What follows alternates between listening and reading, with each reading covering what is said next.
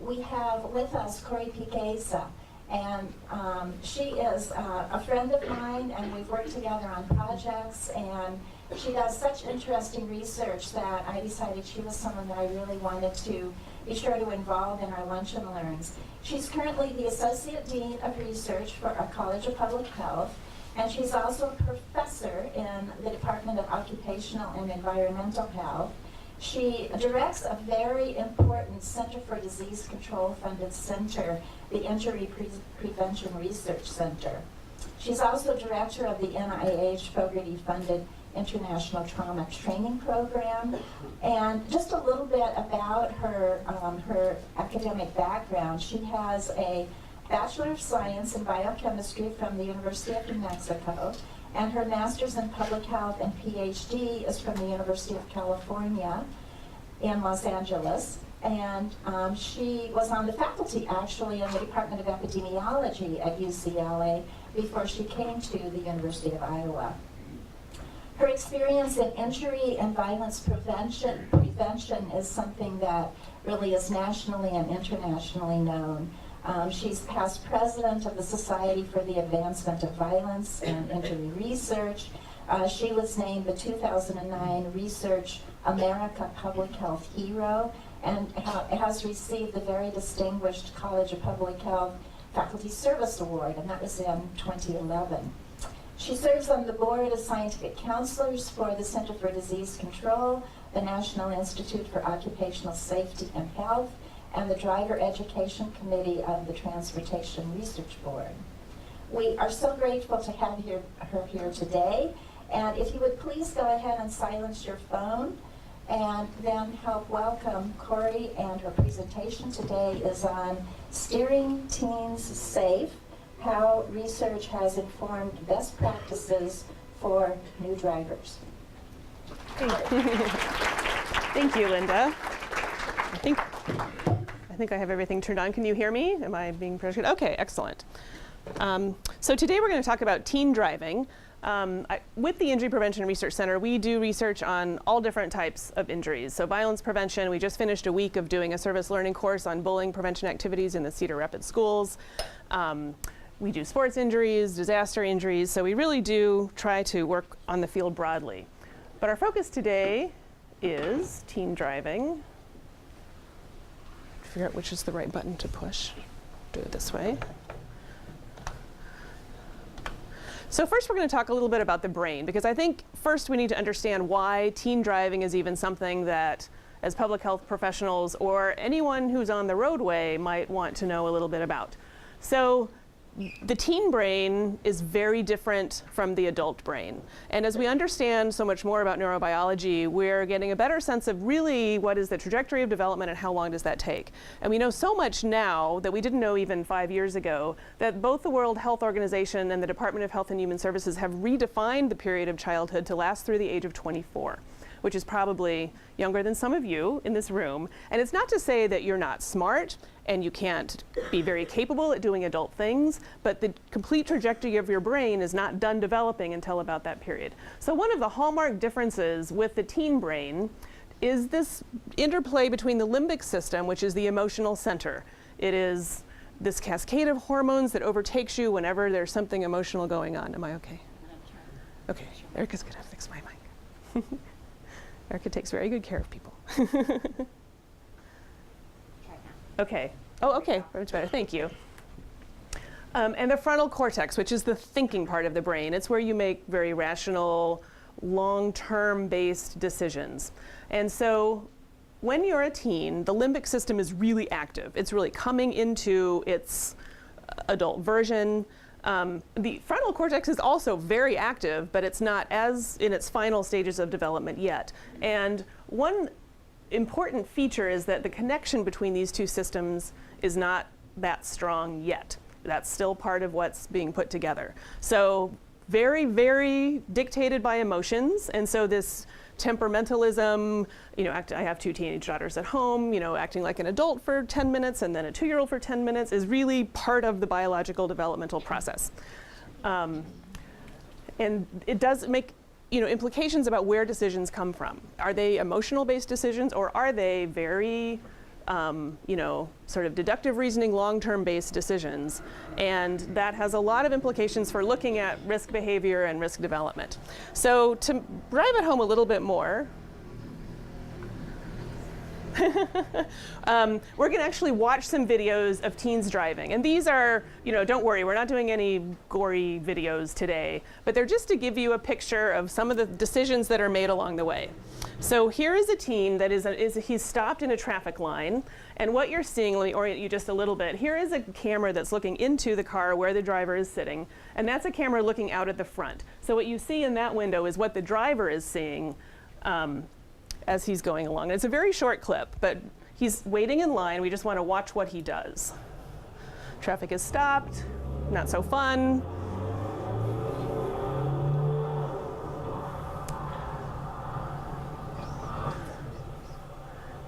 So that's probably not the decision his frontal cortex would make. Not really the safest thing to do. No crash, it was just fine. Whoops, I pushed the wrong button. So now let's watch another one. And let me orient you to this video a little bit too, because you know, right now there's legislation going on about, do we want to talk on our cell phones or do we not? So this is a teen driver who is lost. And he is actually on the phone with his mother, and his mother is giving him instructions about where to go. So you think, okay, pretty safe. He's on the phone with an adult. The adult knows where he needs to be. He is using a hands-free phone. So you can see physically, his entire physical body is engaged in the task of driving. But here's what happens while his mother is telling him what to do. And so just so you know, she's going to be telling him to turn left at the next intersection. So here he comes. Turn left.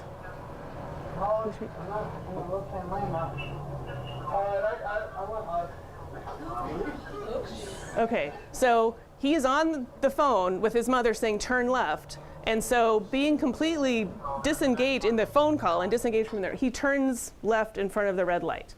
He didn't even notice that it was a red light. But I do want to point out, and this next video depicts the fact that there are also, you know, we talk a lot in my field about what's bad and how can we fix it, but you know, teens are really smart, and there's also, in this video library we're accumulating, there's so many examples of really good influence of passengers on behavior. So we want to learn, how do we harness this type of behavior a little better? So this is just a fun afternoon with two friends in the car. Well, I want to go back to school next year too, if I'm not named by then. 4-way stop, Morgan.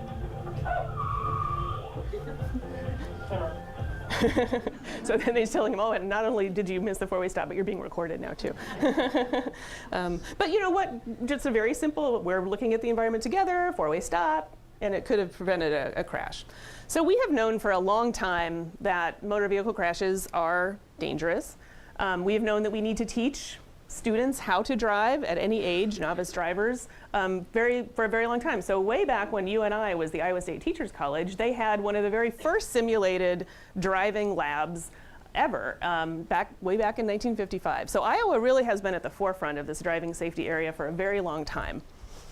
So what I want to talk today about primarily is what we're doing at the University of Iowa to help keep our teens safer, but even thinking about how we can translate those lessons nationally and even globally. So one of the most important questions is, are novice drivers dangerous because they're new drivers or because they're immature drivers? So for example, if we made a policy that you're not allowed to drive till you're 18, is that mature enough that we don't have to worry about this learning period?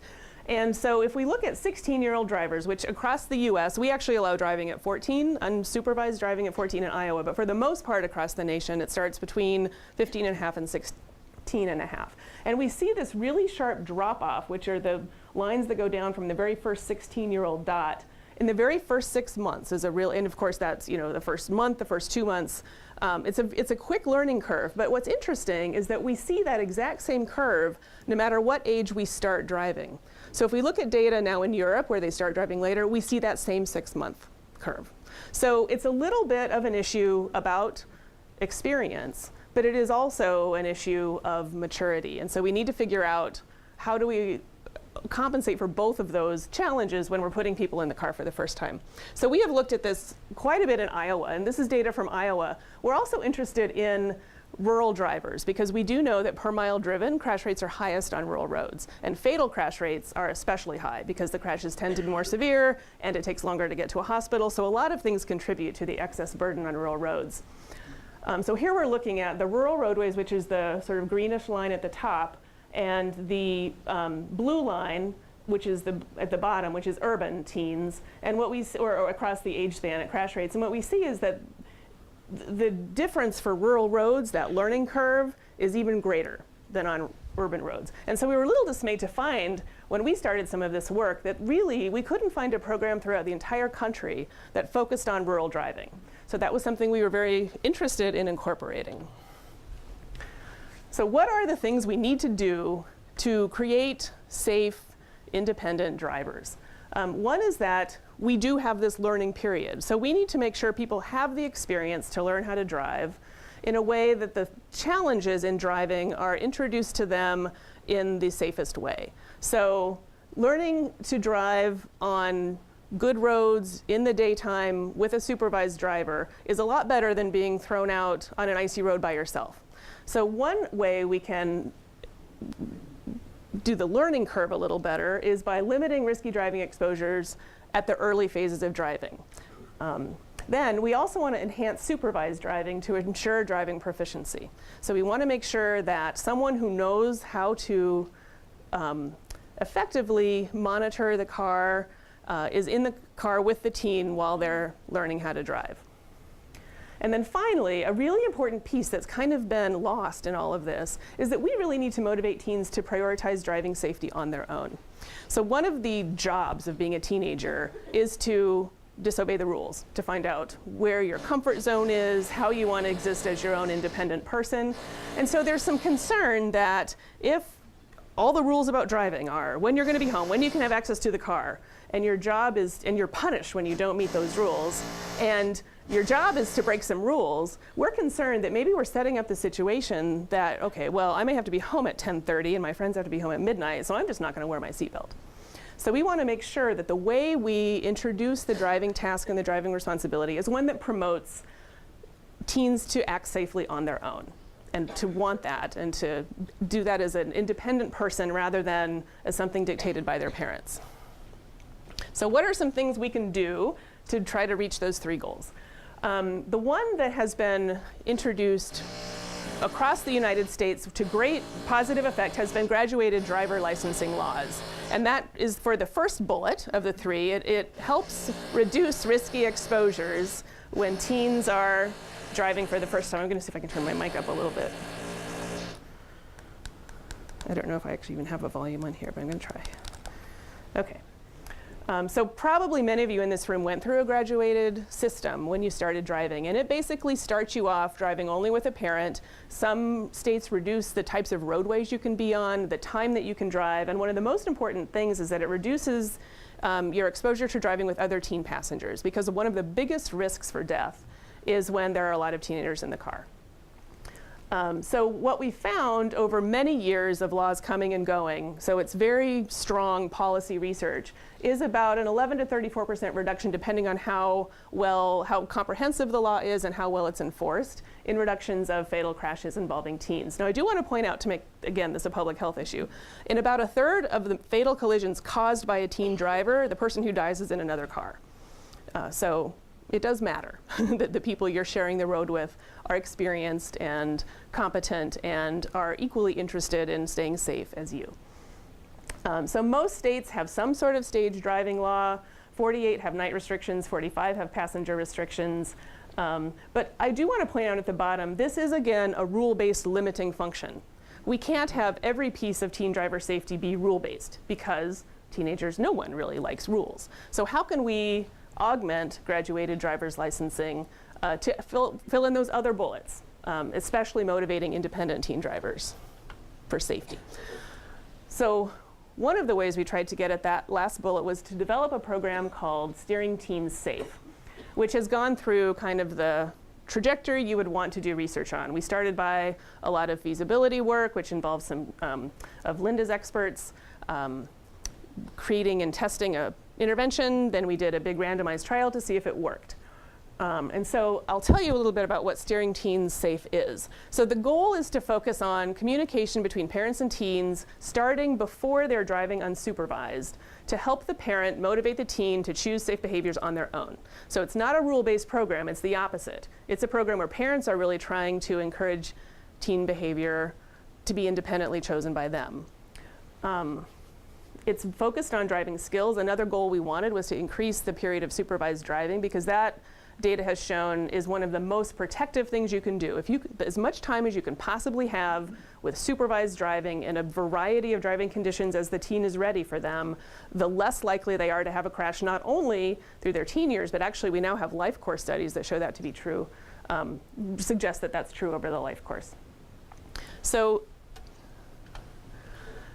the two goals of this program are to increase the parental role in teaching driving skills and driving safety, and to improve communication about driving between parents and teens. So basically we want to improve the quality and the quantity of communication to motivate teens to choose safe driving behaviors on their own.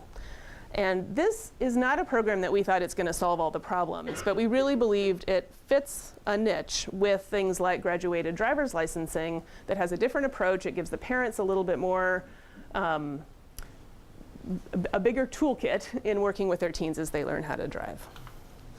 So the program is divided into 5 topics with 24 lessons that focus on safe driving behavior. It also focuses on safe passenger behavior. So it's recognizing that everyone in the car is responsible for the safety of that vehicle. So one of the things we see in our videos is the texting issue. And even if the driver isn't texting, if everyone else in the car is texting, a teen driver's limbic system is unable to disengage from what they're missing. So you can see, you know, everyone else is texting in the car, and the driver knows they can't text, but they want to know what's going on. So sometimes they're not even looking at the roadway because they're trying to see their friends' phones. So part of passenger behavior is that it's your job, sitting in the back seat, sitting in the passenger seat, to also contribute to getting the car safely to where it's going.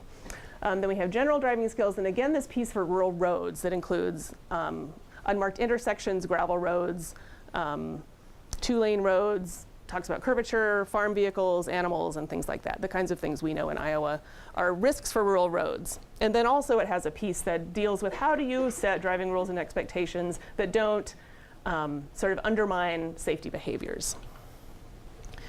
So one of the ways we helped with the communication piece is through something called motivational interviewing. And this can be very hard for some parents to do, but it's a very good skill. One of the reasons we looked at this, the communication studies, which was interesting to us, indicated that some of the most controversial conversations that teens reported having with their parents were about driving, even more so than drugs, and even more so than sex. So it was in a couple of studies it ranked as the most controversial topic that parents and their teens talked about, which we think is because it was always based on the rules, not based on, you know, sort of celebrating the teen becoming an independent driver.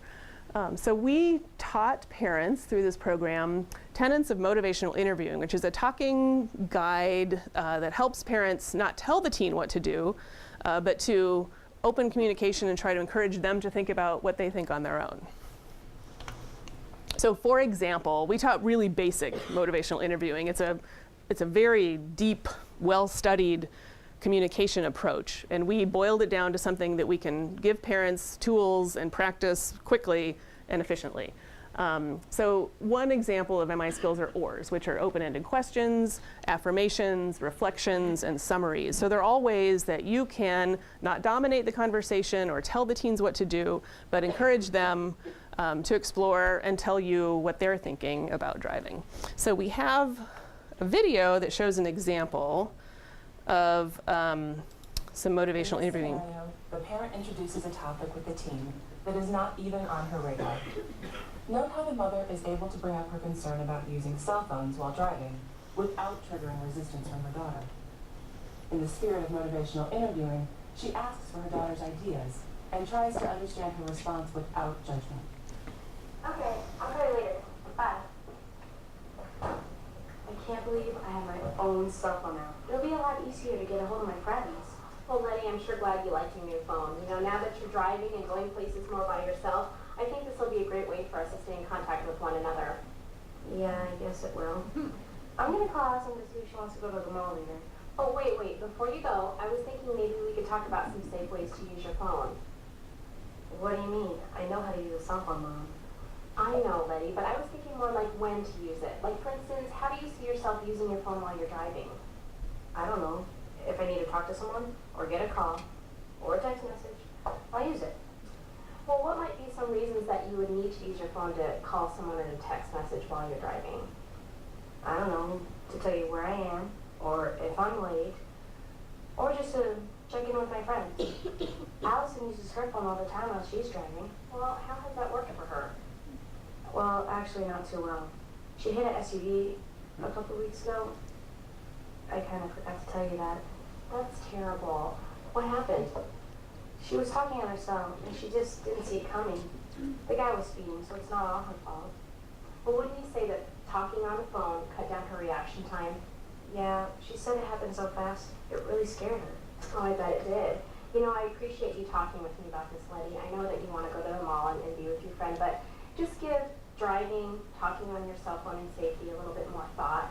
And then maybe after dinner we can talk about it more. I would really like to get some more of your ideas. And to be quite frank, I'm selfish, and I want to keep you safe and sound and around for a long time. Okay, Mom, I'll think about it. Okay, have a great time with your friends at the mall. Bye-bye. Bye.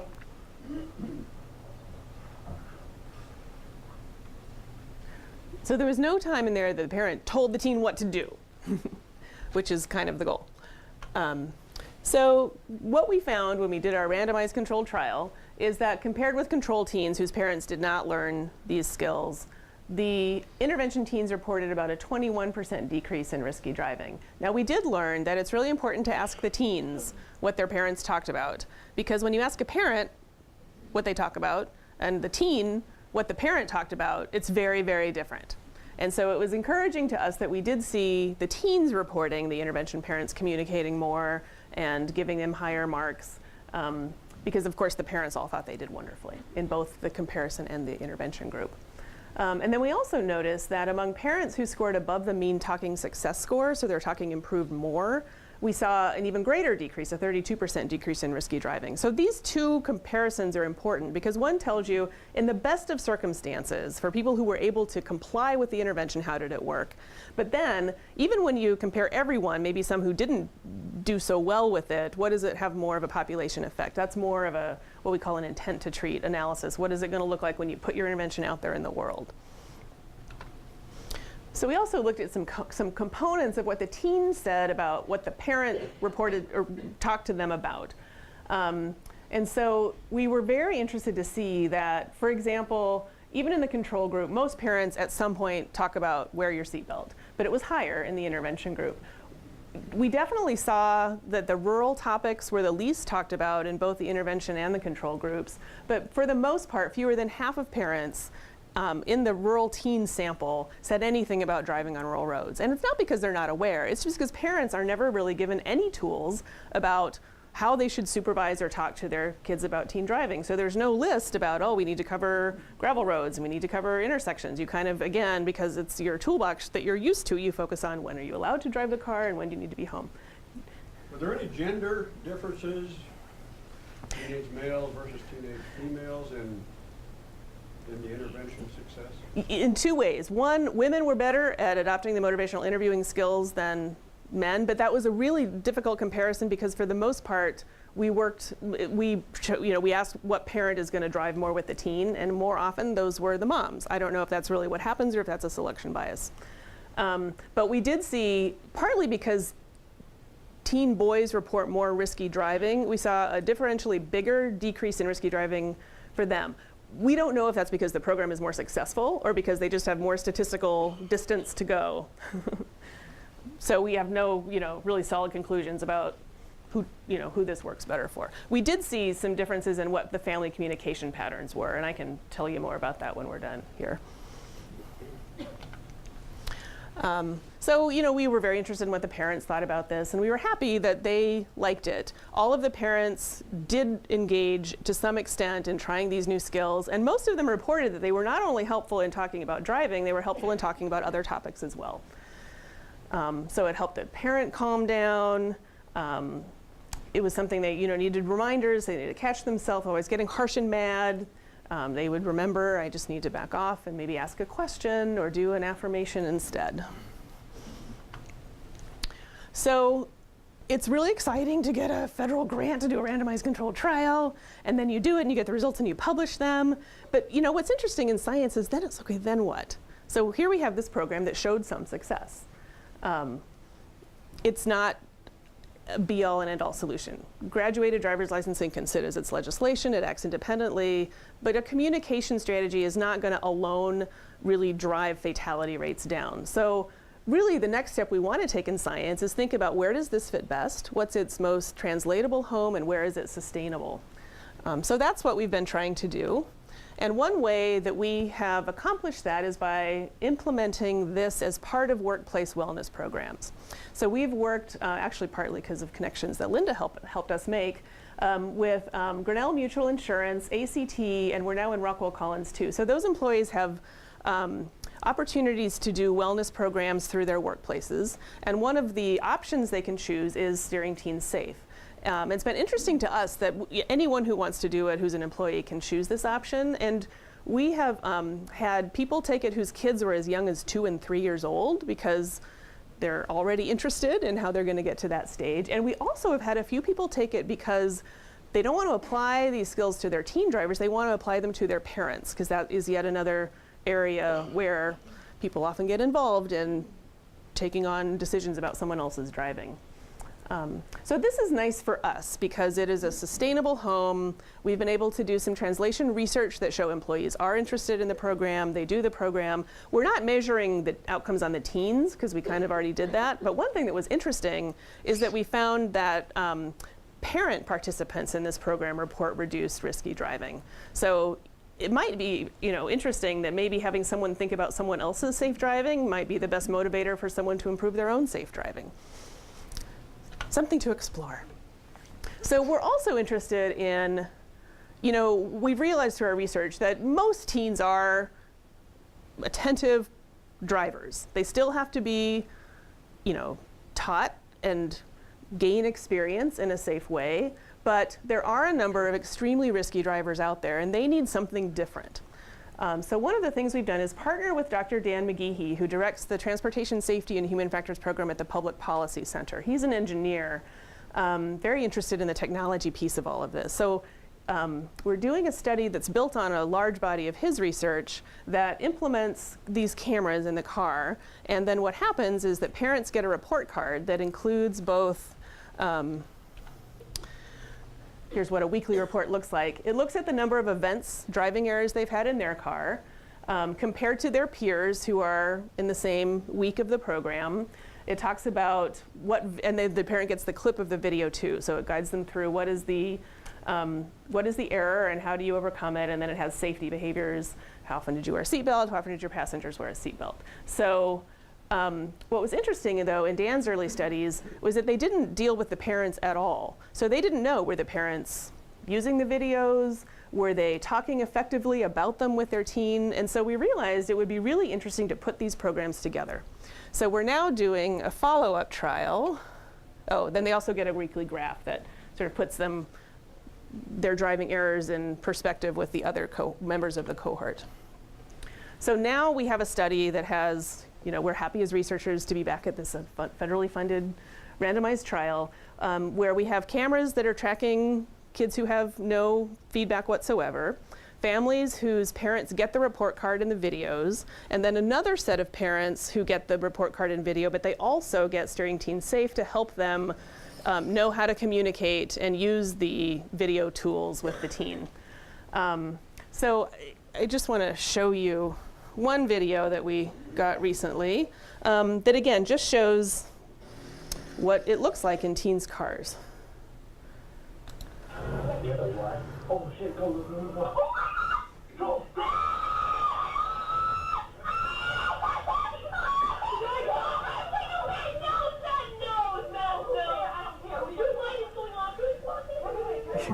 So yeah, they know we messed up. So what's happened? This is a rural road. The driver took a turn too fast and ended up going off the road. But what's really interesting, if we were to look at this frame by frame, the driver was not out of control of the car until the passenger in the back seat started screaming.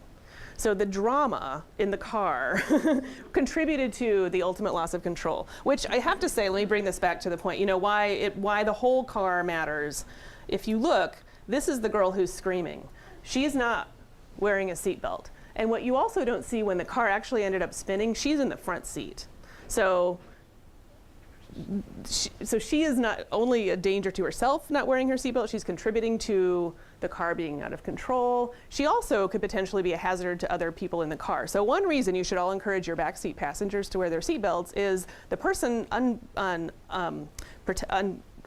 in the backseat can become a projectile that causes a fatal head injury to you in the front seat.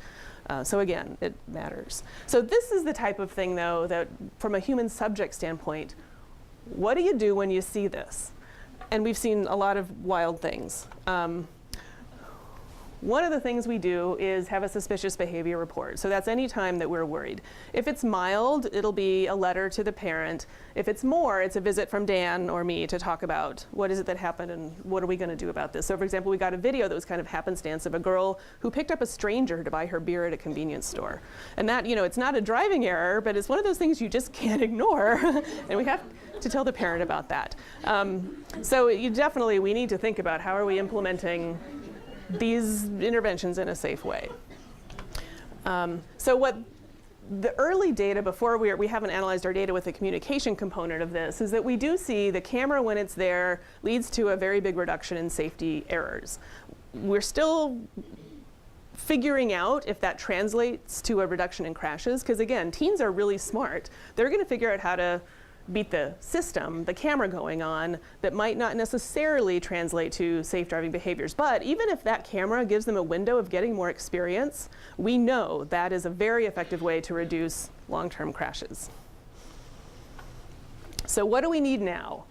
We need targeted interventions. So if we have a kid who's really afraid of driving, and many are now because they're very aware of these risks, what does that family need? Maybe we have families where the parent isn't a very good role model about driving and they don't want their kid to take after them. They might need different tools. And then we might have families with kids with special needs or kids that have temperaments that are very risk-taking.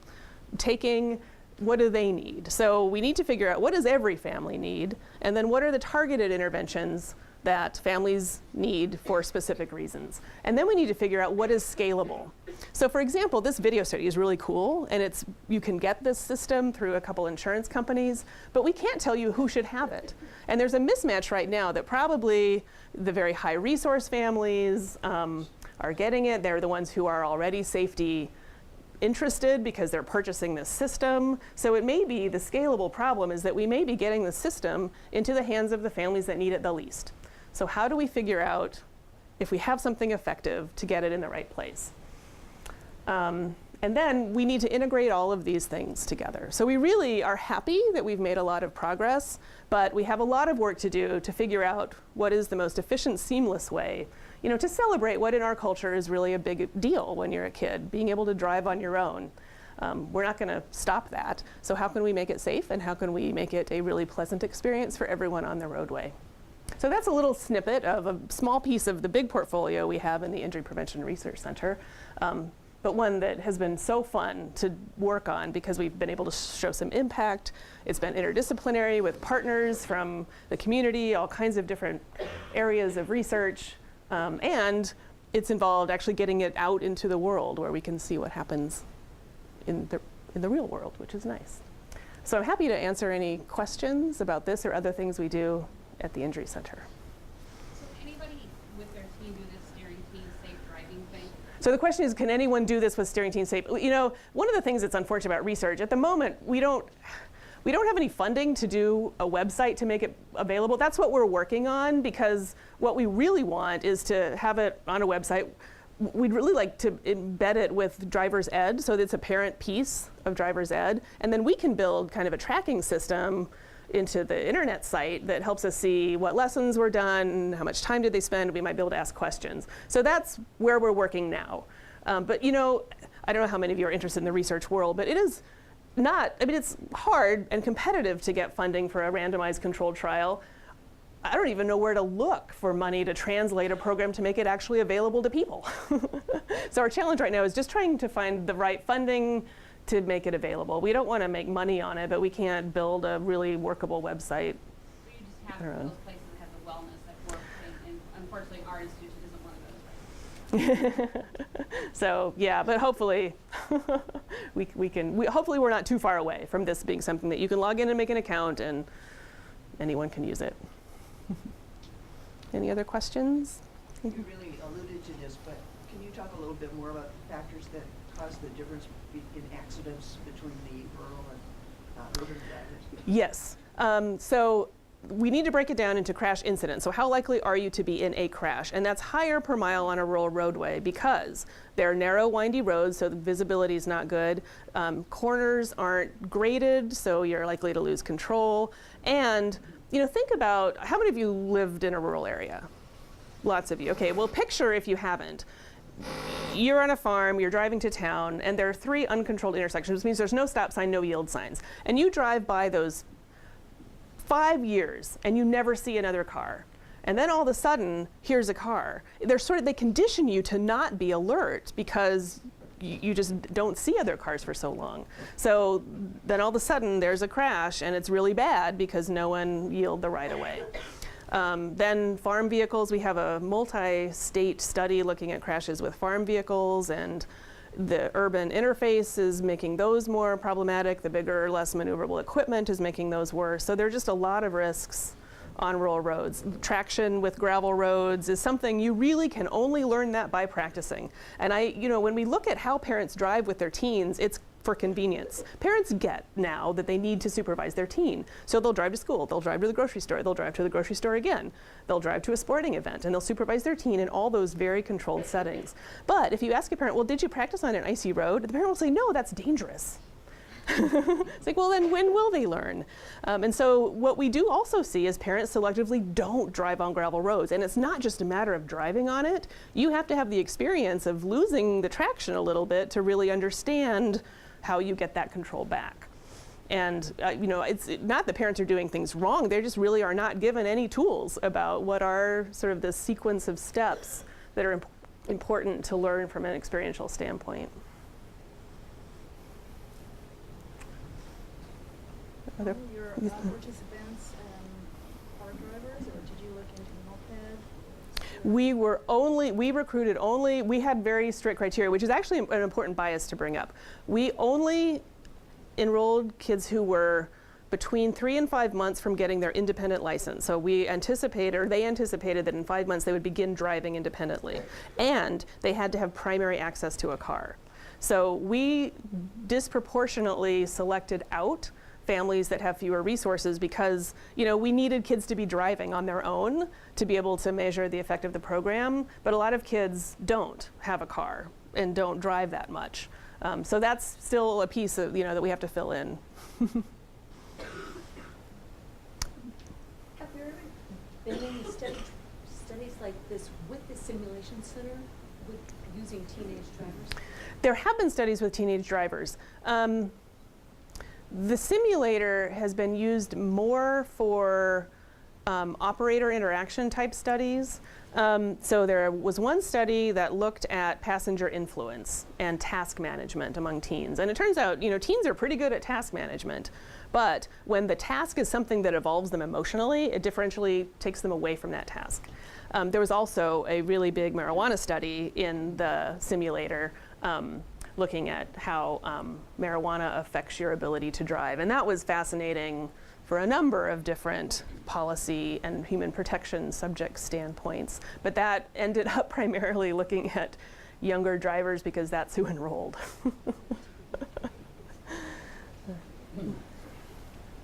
The data was interesting that rural youths have a higher accident rate, particularly at younger ages, than urban. Aren't there also some different behavior patterns of rural youth? More alcohol use, maybe more drugs, more muscle car, fast driving. And so some of those differences rather than just rural roads. Yeah, we talk about the environmental. So are there behavioral differences? And I actually don't know the answer about alcohol or substance use. I do know that rural kids drive more, so there's more exposure, and exposure will drive more. And that's an issue we're actually very interested in looking at right now, doing some geomapping over time, because as schools consolidate, kids have to drive a longer way to get to them. So we're increasing exposure on dangerous roads. And from a behavioral standpoint, we do know that in Iowa, and it's true across all of the states, and all the states have rural populations, seatbelt use is consistently lower in rural than urban populations. So there aren't a lot of really hard data points about behavioral differences, but one that does suggest some sort of safety culture difference is looking at things like seatbelt use.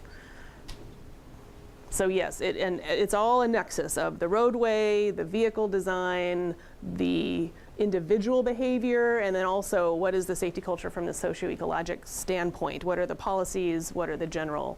We have an interesting safety culture because we tend to say, yeah, we should have laws that limit our speed and that regulate what our cars look like, or that there's pretty good public support for bans on cell phone use. And yet if you ask someone, do I think there should be a law? A lot of people say yes, but then when you ask them, are you going to talk on your phone? They're going to say yeah. Unless there's a law. So we really see in our culture why policies can be effective. Do you believe that your research will contribute to future enhancement of the GDL? We run a statewide policy. We're part of a statewide policy task force. And we're interested in a lot of different policies. One that we've always focused on is youth driving. And so it's fascinating. We were successful in modifying our law that was implemented in 2014, and that increased the period of supervised driving and stepped driving. It increased the night driving limit, and one of the big misconceptions we get is that it's a curfew, and it's not. GDL says you are not allowed to drive after midnight. It doesn't mean you have to be home after midnight. So that's one of the sticking points we've had. We do not have a good passenger restriction. It's optional for parents, and most parents do opt out of it. So we could enhance it more, but we were, it's kind of nice. Governor Branstad signed our first GDL bill, and we were one of the earliest states to implement anything. But then over time, it was really it didn't have any teeth to it. So he was the one who signed the augmentation of that was implemented in 2014. We're an interesting policy state. It took us 6 years to raise the requirement of child passengers from an infant seat. It took 3 years to get a booster seat requirement in Iowa, and then we were successful in getting a requirement up till you're 17, you're required to wear a seatbelt in the back seat, and that progression took 6 years. You're still not required to wear a seatbelt in the back seat. But if you're a driver, you want, again, your passengers in the back to wear a seatbelt because they could kill you if you get in a crash. Besides the one sample of the driver with the parent on the phone, do you have any other type of parent interaction videos? So when you're working through that ORS, you can train the parents on how to respond at an intersection? We do have, Dan is the one that sort of owns this video library, and it's huge. And we do have a lot of supervised driving videos, and there certainly would be an opportunity to do some coaching based on those. We haven't done that yet. That's a very, talking about scalability, that's a very labor-intensive kind of intervention. One of the things that we see, again, this limbic system that Dan was the first to code in his group is this, they call it look but doesn't see. And that's where a teen is in the car, they're driving, there's no distraction, and something that they need to react to happens and they don't even look like they've noticed it. And we hypothesize that that's because their brain is so busy internally with stuff that they're really not getting cues from the outside as well. And that makes a lot of sense neurobiologically because the frontal cortex is what takes in environmental cues and helps you make decisions on them. So when all the pieces of the brain are not maturely connected yet, that kind of look but don't see is something maybe we should have expected, but we didn't know to look for that. But those are the most frightening things I have seen in the videos where a teen will just literally drive right into something with a cue that really they should have seen what was there. Have the auto insurance companies weighed in at all on input or contributing to your research? Some of them have. State Farm, for example, actually runs a driving safety center at Penn Children's Hospital. they've come up with some intervention programs, but they tend to be a little bit more focused on branding and brand permeation. And then several, like American Family and one other insurance company, will offer reduced rates if you install the driving system that gives the parents feedback. Frankly, we had thought one, for example, might be interested in marketing this Steering Teens Safe program, and they aren't interested in doing it under the conditions we want. They want to use it as a brand, and we want to use it as a completely available intervention for anyone who wants to use it. So yes, of course they're interested because they have a cost. I mean, I think, you know, the goodwill aside, they have a cost reason to want to reduce these crashes. But we would like to see them more active on the prevention front. Good, let me look at the time. I don't know if we have to, oh, we have plenty of time. Not that I want to keep you here longer, but I am happy to answer any more questions if anyone has some.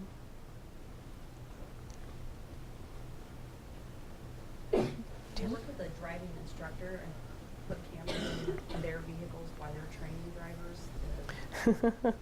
You know, we haven't done that. Driver's ed is an interesting and controversial issue among us that are focused on safety education. Some people really believe that driver's ed is not about safety. It's about learning to maneuver the car, and we shouldn't muck it up with safety. But it is a period of supervised driving. And so one of the reasons I think it's a really important avenue is that, one, it is an opportunity to engage parents. And two, there is so much diversity in the quality of driver's ed. Some of it is really, really good. And those are the driver's ed instructors that probably would like to have a camera in the car and would like feedback on how they're doing.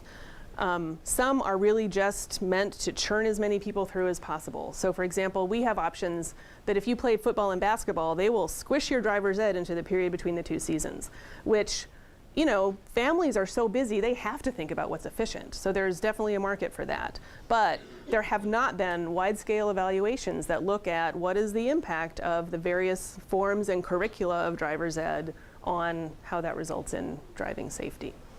And we're guessing there's a very big diversity in what you're getting. And, you know, there's also there's a certification, but there's no, you know, your curricula, you have to meet some core contents, but it's never evaluated. So as a consumer, you really have no idea that one program is better than another. There is nothing you can do to look up online how effective a program is. So it's no wonder that convenience and timing becomes the major decision factor, because that's all there is to choose. That's all the information you have in how to choose.